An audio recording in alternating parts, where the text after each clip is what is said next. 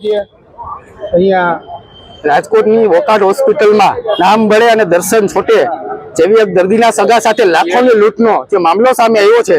સમગ્ર ઘટના દર્દીના સગાએ કીધી કે 4 તારીખે સવારે અમીન માર્ગ ઉપર એક સ્કૂલેથી સ્પોર્ટ્સની ગેમ્સ પૂરી કરી અને જ્યારે ઘરે પરત જતા હતા ત્યારે સ્કૂટર સ્લીપ થવાના કારણે સામાન્ય ઈજાઓ થઈ હતી અને નજીકમાં વોકાર્ડ હોસ્પિટલ હોવાથી અમે અહીંયા ઇમરજન્સી વિભાગમાં આવ્યા ત્યારે કીધું કે આમાં ટાંકા લેવાની જરૂર પડશે, તમે કહેતા હોય તો અમે ઉપરથી ડોક્ટરને બોલાવીએ। ત્યારે એમના સગાને એવું પૂછ્યું કે તમારી પાસે હેલ્થ ઇન્સ્યોરન્સ છે? ત્યારે એમણે કીધું કે હા, જો તમારે હેલ્થ ઇન્સ્યોરન્સ પકાવવો હોય તો 1 દિવસ માટે દાખલ થવું પડશે અને 10,000 રૂપિયા ડિપોઝિટ ઉઘરાવે છે।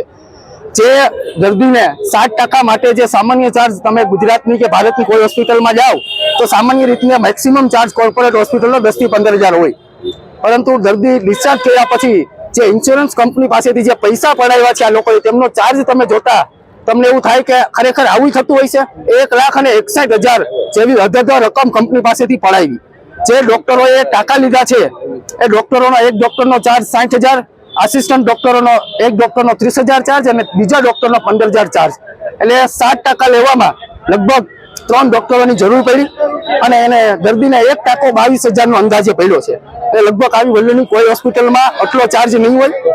હેલ્થ ઇન્સ્યોરન્સ દર્દીઓના પાસે હોય એટલે દર્દીઓના નામે કંપનીઓ પાસેથી કઈ રીતના પોતાના ટાર્ગેટ પૂર્ણ કરવા, કઈ રીતના પૈસા પડાવવા, પોતે કઈ રીતના હોસ્પિટલની જે નફો હોય કઈ રીતના વધે એના માટે દર્દીના સગા સાથે છેતરપિંડી, વિશ્વાસઘાત અને ખોટા ડોક્યુમેન્ટ ઉભા કરી।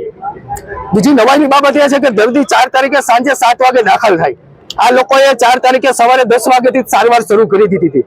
એટલે ક્યાંક ને ક્યાંક પ્રથમ દ્રષ્ટિએ પોતાનો ટાર્ગેટ પૂર્ણ કરવા માટે આ હોસ્પિટલ મેનેજમેન્ટે ઇન્સ્યોરન્સ કંપનીને ગેરમાર્ગે દોરી અથવા તો ઇન્સ્યોરન્સ કંપની સાથે મિલીભગત કરી અને જે 10 થી 15,000 ચાર્જ હોવો જોઈએ એની જગ્યાએ 1,61,000 ઉઘરાવ્યો છે। જે એનેસ્થેસિયા એટલે જે અંગ ખોટું કરવા માટેની જે 2 પ્રકાર આવે, માઇનર અને મેજર, એમાં સામાન્ય રીતના ટાંકા લેવા માટે હાથ જ ખોટો કરવાનો હોય, એમાં આ લોકોએ 4 વખત એનેસ્થેસિયા આપ્યું છે।